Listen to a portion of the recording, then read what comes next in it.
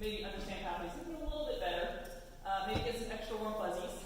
I know there's some trepidation, especially among veterans, that maybe not like pathways quite as much. It's fine. I will be presenting pathways with a couple of my Raleigh Toastmasters crew in May 4th, at the conference. So this is also a great time to give me feedback. I love honesty. I love feedback. So even if it's not rosy and it maybe smells bad, the more the better. Because I do need to make sure we go through that as well. And I already know some of it, but maybe you can give me a new, whoopie-loop. All right. So just to look back, for the previous education system, we're used to books. We're used to manuals. We had the Competent Communicator. We added it with the Competent Leadership Manual. And then to become a DTM, we had lots of advanced manuals to do, lots of choices, and then we had lots of leadership manuals to do, and then you would have a DTM. And then there was a couple other things, but in a nutshell. What they did with pathways is they simplified it.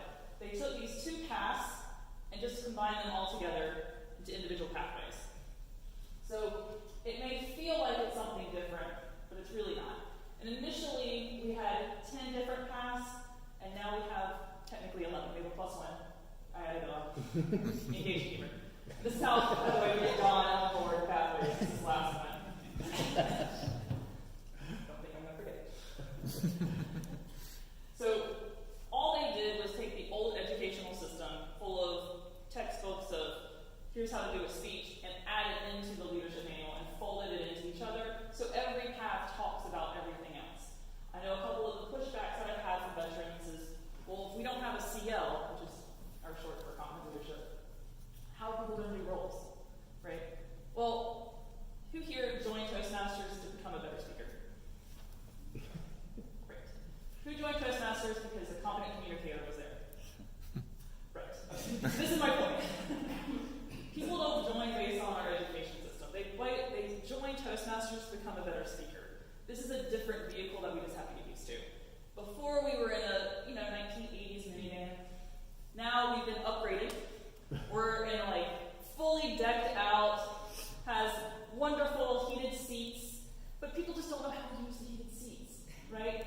So that's the difference. It's a different vehicle to get through to get point A to point B. That's all this is. We still come to the Toastmasters meetings. We still have the same roles. The one thing I think we forget is every role is an opportunity to learn to speak. As Toastmaster, you're kind of going by the seat of your pants sometimes. You're like, oh, okay, that changed. Let's turn that around. So every single role over here is already a speech. Even if it's for 30 seconds to say your name and do a joke or just say, hey, this is what our word of the day is. Every role is your opportunity to speak. And it is built into pathways. It's maybe on level 4, but that doesn't mean you don't have to go ahead and just do it. There's no one say that you can't be Toastmaster until you're level 3. Why not just do it? So every path has 5 different levels. Level 1 is actually the same for every single path. It doesn't matter what path you're on, level 1 is exactly the same. Which actually works out really well if you have a new club, because it doesn't matter what pathway you're on yet, you're all in the same spot. Level 2 is actually very similar for most paths. You either have a leadership discussion or a communication style discussion, or some of us have both. Because that's what they decided. It's fine. I roll with it. And level 3 is where you start to break off and more into what you're doing for your path. And this is where you kind of choose your own adventure, which you kind of like, is you get electives. And this is especially important depending on what your goals in life are, not just what my goal is in Toastmasters. Maybe you have other personal goals. Maybe you joined Toastmasters because you needed to speak professionally, and you got feedback from your boss that's like, really need to work on presentation skills? That didn't come off well. But you realize that it works out well for your personal life as well. Maybe you're a Boy Scout troop leader and you need to speak better even in front of kids. Those are 2 different audiences. Big corporations versus little 5-year-olds. You still need to speak well, but you're not going to speak in the same manner, right? But you realize that your level 3, you have different ways. If you're in the middle of an interview, there's actually one with how to do an interview. If you're an entrepreneur, there's how to network. So things to get you outside of your comfort zone, because that's where you learn to grow. It's not just about how I'm going to stand up here and speak, and I'm going to take the right turn and put it over here, and I'm not going to say so much. busy next year. Like, it's all about taking what you learned here, just practicing in a safe environment where you're not going to get pointed at, picked on. It's about going, okay, I messed up, I tripped, I fell, sometimes literally, because I did that before, actually at Bedford. It's okay, because you're around friends. Because it's okay, you're around friends, and people will lift you back up. And they'll also give you that maybe not rosy conversations of, that didn't go well. And that's okay, because you're in the environment where you can receive that information. As you go through level 4 and level 5, they do get longer presentations. You actually do, depending on which way you go. There are longer presentations that take 40, 30, 45 minutes, because it's about discussions, depending on which one you do. And so you definitely want to make sure to partner with your vice president of education to figure out if a meeting space is good for that, or do you need to do a separate meeting space. For instance, for all the Toastmasters, we just have a lot of members, and we have 2 or 3 members that were in 4 and 5, and they had 40-minute presentations. So we actually took the time and said, hey, we're going to have a Saturday meeting, have a separate space. Volunteers came in, and we still had a good 15 people still show up to talk about their panel discussion, which is one of the projects for level 5. So it's all about teamwork. So if you don't know this or you haven't thought about this, Toastmasters is really just a really big team. Every meeting is teamwork. If you forget to do the invocation, it's okay. You know, if you forget to go, oh, right, timekeeper. We all do it. It doesn't matter if you're new or you're old. It's good to have a team to say, hey, we got you. Let's get this started.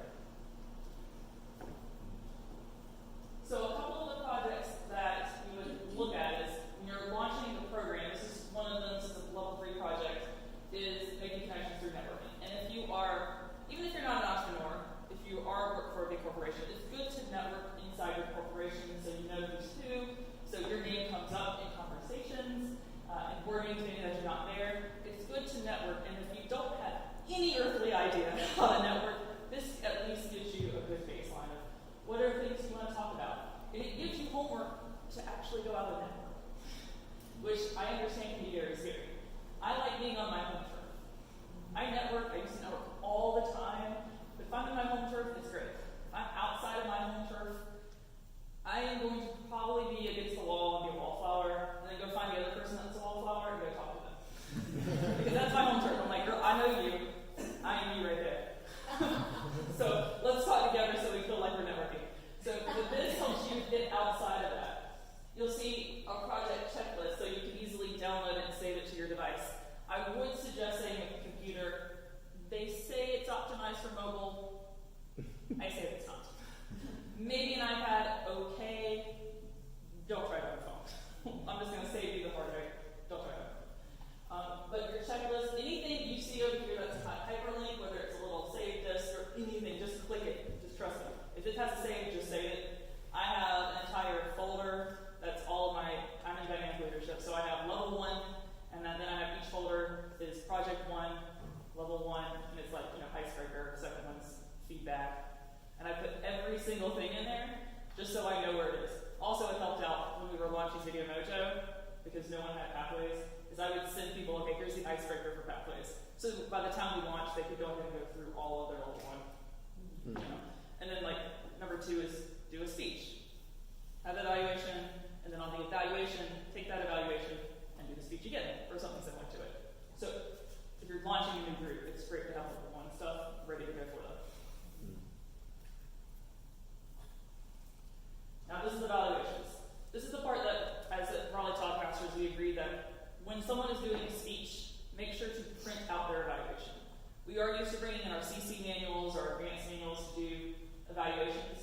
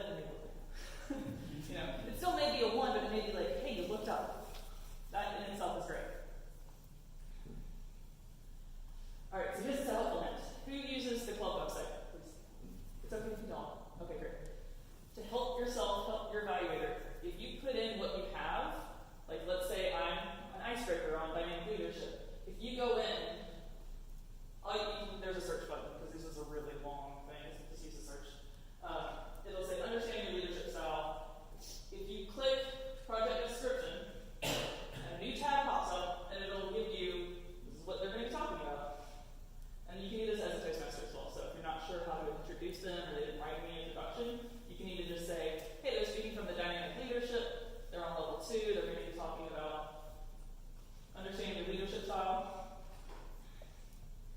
And then for the evaluator, you don't have to go to Pathways, you don't have to go to Toastmasters.com and try to find the evaluation form. Now, once you click it, a new tab will pop open, so your agenda is still up on one tab, and it'll actually print up your evaluation form. If you forgot to print up your evaluation form, because I've done that too, it's okay. I sometimes bring up my iPad, and we have all the same things. So worst case, bring a little piece of paper to the side, people can write on the side of it. But even if you forget your evaluation form, if someone forgets their evaluation form, go to the agenda real quick, pop it in, it'll pull up all the evaluation forms for you, so you don't have to go figure out logging into Toastmasters.com and going to Pathways and going to Basecamp. You don't have to worry about that. Just go to the forms. Put in what you're doing, click the button. A lot of people don't realize that this is the new things that exist.